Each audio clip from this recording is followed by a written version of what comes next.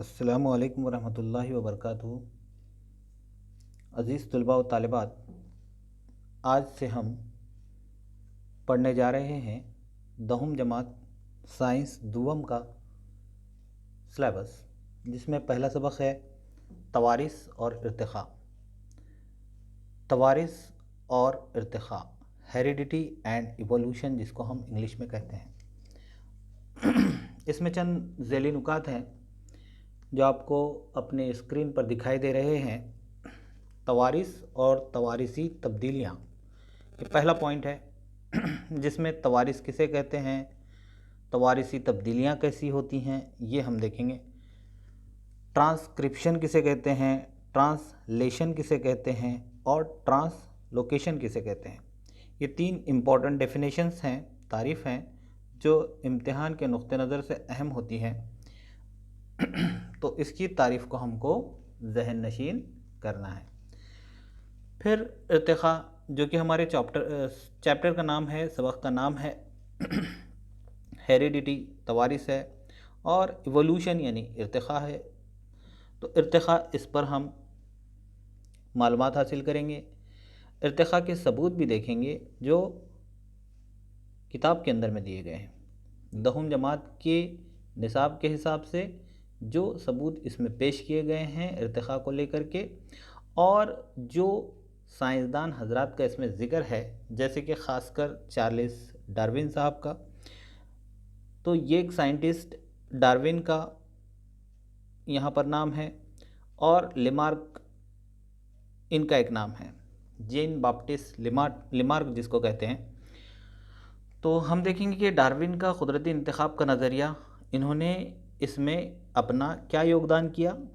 इर्तिक़ा के अंदर में उन्होंने कैसे बताया कि किस तरह से ये इवोल्यूशन हुआ, हेरिडिटी कैसे हुई और इवोल्यूशन कैसे हुआ, यानी कि तवारिस और इर्तिक़ा कैसे हुआ।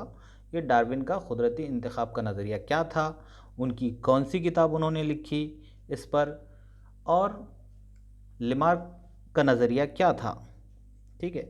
फिर उसके बाद अगला टॉपिक आता है जमाती ज़हूर और फिर इंसानी इर्तिक़ा। ठीक है।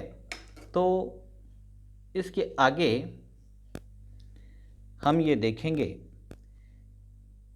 कि किस तरह से इन नुकात को एक के बाद एक करके हमें समझना है, और समझना है, हमारे कंसेप्ट को क्लियर करना है, ताकि हमारी अपनी एक राय कायम हो सके बहैसियत इंसान, और हम भी समझ सकें कि आखिर हेरिडिटी कैसे हुई, हेरिडिटी है क्या, और इवोल्यूशन कैसे हुआ, इर्तिक़ा कैसे हुआ, या इर्तिक़ा क्या चीज़ है।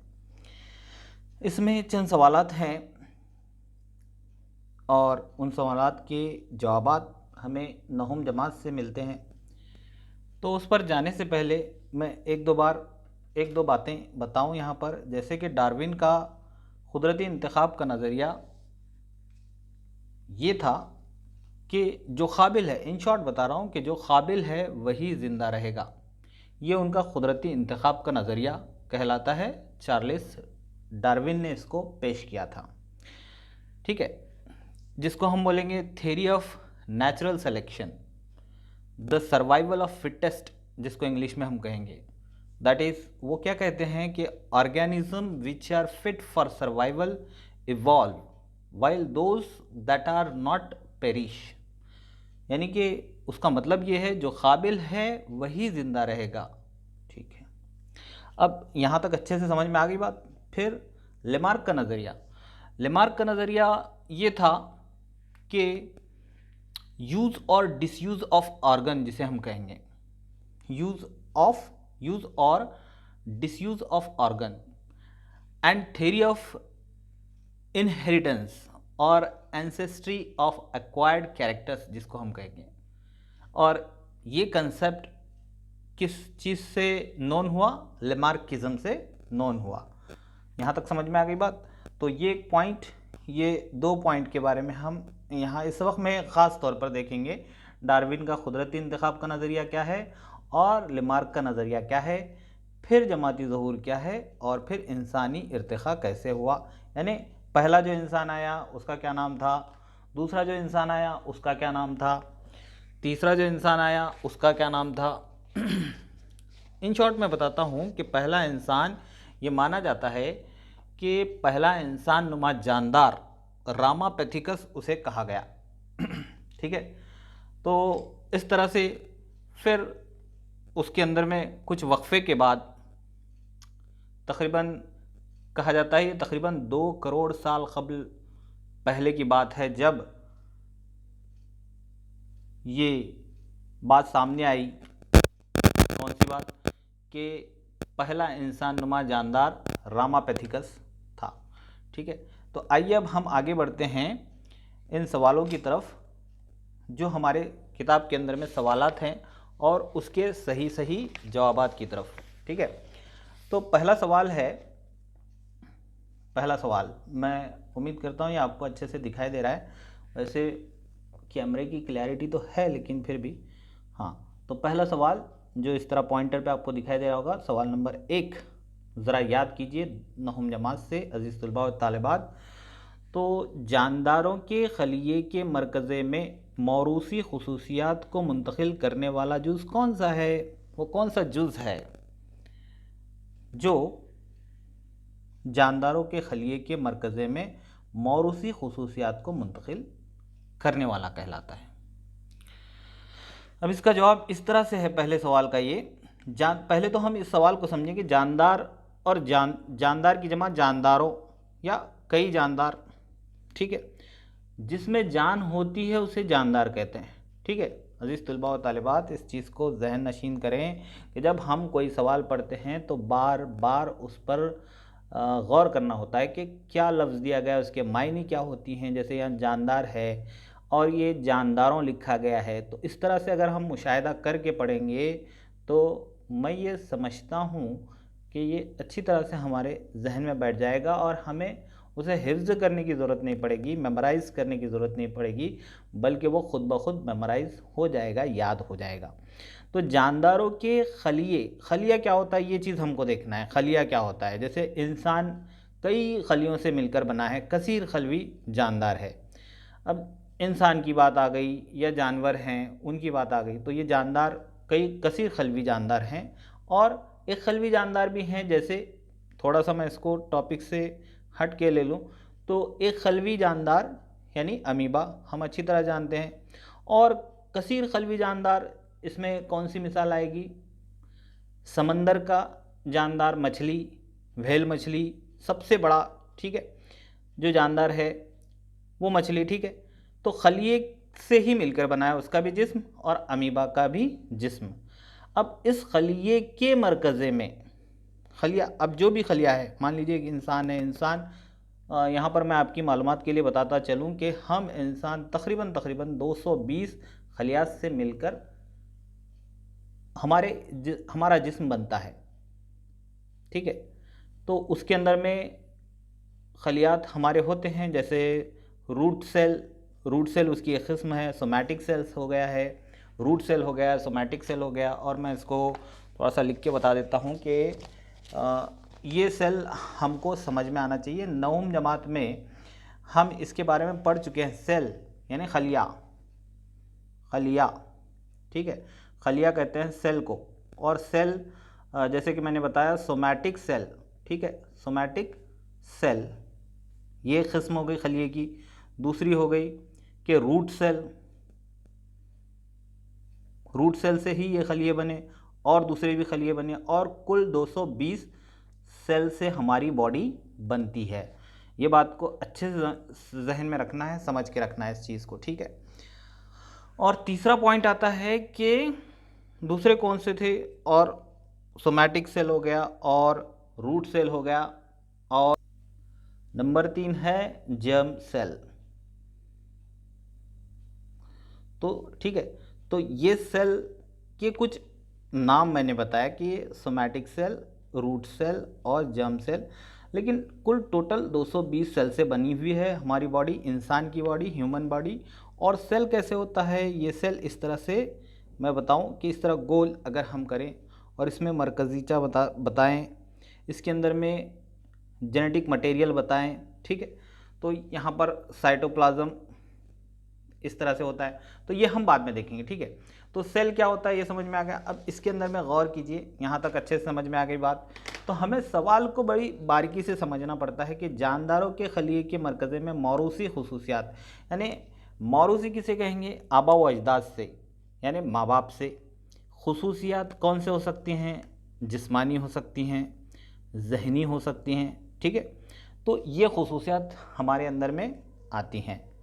तो को मुंतकिल करने वाला जुज़ कौन सा है, ठीक है।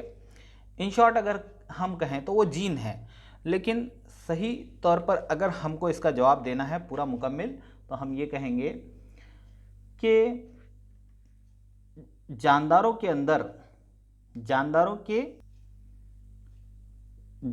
के खलिए के मरकज़े में मौरूसी खुसूसियात को मुंतकिल करने वाला जुज़ कौन सा है, तो वो जुज़ मैंने क्या बताया कौन सा है, हाँ वो जुज़ है जीन, ठीक है।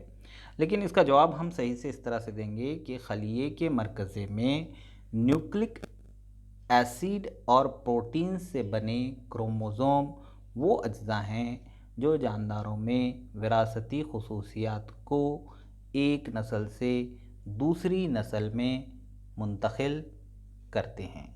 आई बात समझ में अच्छे से।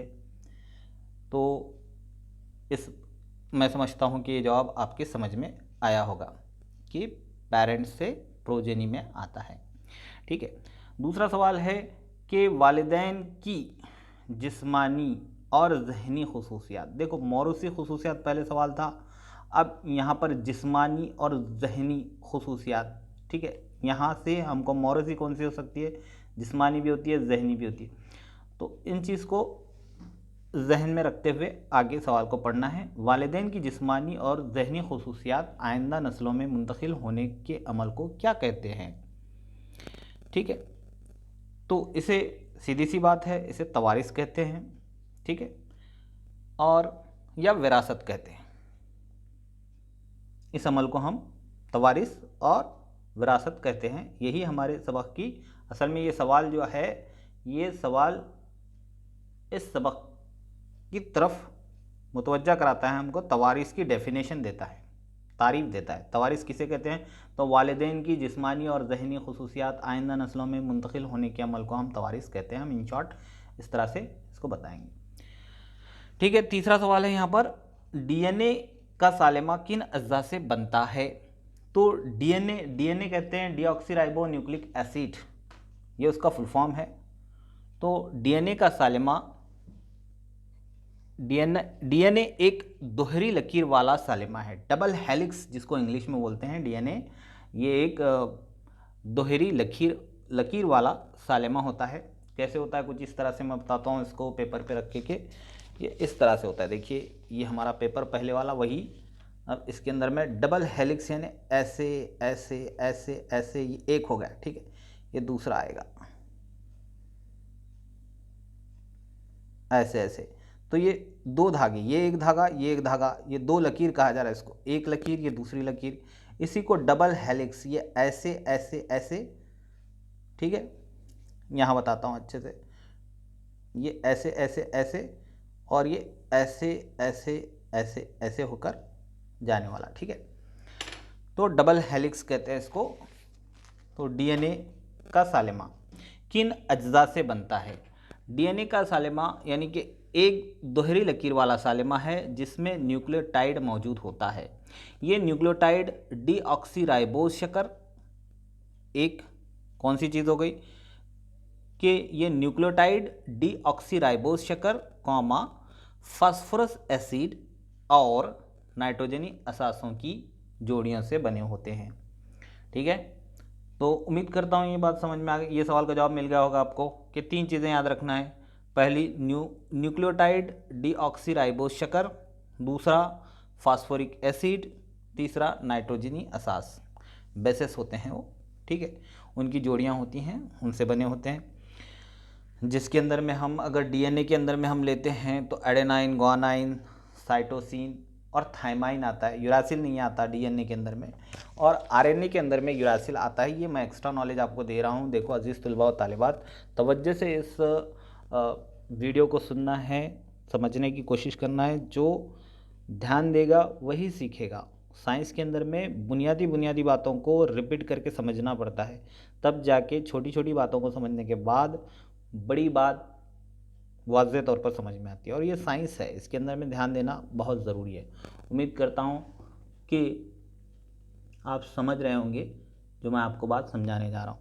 तो हम अगले लेक्चर में इसके आगे का देखेंगे कि तवारुस और तवारिसी तब्दीलियाँ। यहाँ से हम स्टार्ट करेंगे हेरिडिटी एंड हेरिडिटेरी चेंजेस, जिसको हम आगे के इसमें देखेंगे। क्योंकि टाइम काफ़ी हो रहा है, 15 मिनट कुछ हो चुके हैं, तो वक्त का तकाज़ा है। मैंने सोचा कि चलो बैठे हैं तो इसको स्टार्ट करते हैं, इसका तारुफ पेश कर देते हैं। तो एक छोटा सा तारुफ हो गया। तो इसी के साथ अपना ध्यान रखिएगा, और जब भी पढ़ें अच्छा ध्यान देकर पढ़ें। इन दो अल्फाज के साथ अलविदा लेते हैं। अल्लाह हाफिज़।